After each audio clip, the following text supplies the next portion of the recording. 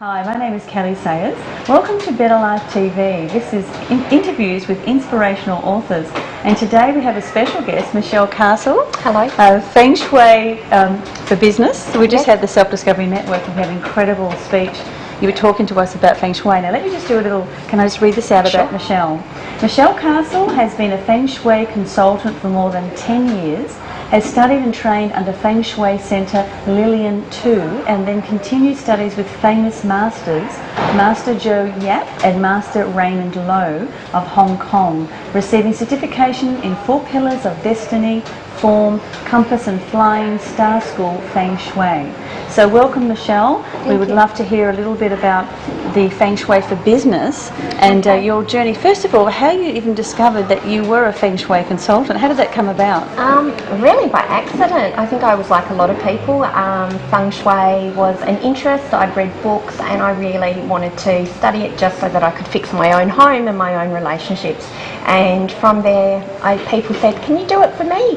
So I thought I better have qualifications so that I was giving the right information. So it's like basically a natural inspiration. You just followed your calling and the genuine. I love it when people follow their passion, and I say make your passion into profession. Because then you know you're going to be fulfilled, don't you? Well, I was I did interior design, so I suppose it was a natural progression to bring interior design into Feng Shui as well. Fantastic. And so you discovered, like today we heard a little bit about Feng Shui and about your birth dates and about business cards. Just give us a little bit of an overall summary of a bit about that. Well, when we look at Chinese astrology and we look at Feng Shui, we can really help people greatly with their business and business opportunities simply by using your year of birth. When we look at your year of birth, we can get particular directions that will work for you as well as particular colour and placement. So you put all of that together and all of a sudden you've got quite a potent business card. Yes, that's incredible. And also the placement of things, you know, isn't it, in your business, like how you're seating with you, how your desk is based, and what do you do if you're working from home? Yeah, well, Feng Shui is very much the art of placement, so it's the movement of energy around your home. So you need to obviously be positioned in your optimum position for you. Your desk should never float either, otherwise you're not very supported. You should always have a desk that's actually attached to a wall. So when you say a floating desk, what does that mean? A floating desk is when, which looks great in magazines, is actually when you place your desk in the middle of the room and it's not actually attached to a wall. So as such, it floats within the room, and it can What if it's close to a wall and you've got a wall behind you and like you sort of chair, desk, and you're facing the door? Is that okay? It still has to be relatively supported. So it does still need to be quite close to a wall so that you are supported. You should have a wall directly behind you as well, so that when you're sitting at your desk, you're actually well supported. You've got strength behind you, or you need a high back chair. And a window behind you? A window behind you is not often good. Great from the light point of view, and it looks pretty, but often it can bring in betrayal and backstabbing. It can also cause you to feel a little bit insecure, and often you'll get up lost. So what if you've got a big black high chair and then the window? Is that okay? That would be okay, particularly if you're facing a favourable direction. So looking from your time of birth, we get your favourable direction, and that puts you in a very strong position as well. So what is the basics around the philosophy, or not so much philosophy, but what's the higher purpose of Feng Shui for Business? Is that purely just to make us more aware that it is about, you know, you could be running around, like I said, going nowhere, wondering why your business isn't working when you really have got the right business, but it's maybe just because it's a mess, or you've got clutter. Is a mess. Yes, clutter. We definitely don't want clutter in an office or on a desk. So if you've got a lot of clutter, you do need organisation. Otherwise, you won't be able to concentrate, obviously. Feng Shui is actually an analytical, mathematical process. It's about the 5 elements and the interaction. It is all around you, whether you believe in it or not. And it's a tool that everybody can actually tap into, and everybody can help themselves with it.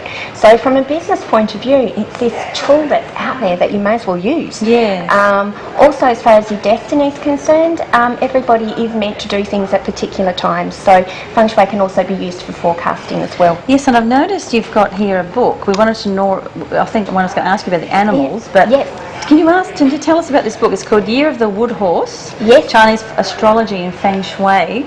This is being published this year? Yes, it has been. This is this year's current book. This year is actually Year of the Horse. The year of the horse has actually been quite a turbulent year for a lot of people. I'm the horse. You're the horse. It definitely has been turbulent. turbulent. The horse actually has what is known as a self-punishment. So it's like the horse doesn't actually like itself, which means the horse is likely to get into mischief and trouble, and actually to put yourself in positions that you know you shouldn't do, but you're going to do anyway. Yeah. And I've noticed there has been a great tendency with that within society this year and for people. This book explains all the animals, the 12 animals, each of them, and what it's full their colour, impact. which is It's fantastic full colour as well. It has individual charts for each home from a flying star point of view, telling you all your positive and negative directions. I'm in the process of writing next year's book at the moment, Year of the Goat, and that will be available in February. Fantastic. So I've had been told it's a really good book because it's a really good beginner's tool. It's very simple and it's very easy to read and understand. So thanks, Michelle. And are you doing workshops or one-on-ones? Do you come to people's homes or businesses? I do consultation, corporate and businesses, and I also teach from beginners to practitioners. I specialise with beginners because I really believe everybody can learn feng shui. It's analytical, it's mathematical. As long as you understand it and you understand the animals and the elements, you can learn it and you can apply it. Fantastic. So normally you you can help just yourself. in the time we're born and you can go from there. House plan and we're right. So where can we find you? Do you have a website? Yes, I do. CompleteFengShui.com.au. You can look at the Facebook page, Complete Feng Shui as well. Beautiful. And if they want to email you direct, can they do that? If they just email me, Michelle at Complete Feng Shui. Okay, that's easy. That's fantastic. So we really appreciate you. We look forward to the next series of books. But otherwise, and also maybe we can hold this at betterlifebookstore.com. Yeah, that would be fantastic. Yes, so, not a problem. So that's so great. Thank you and wish you well on your journey. Thank you. Thank you very much.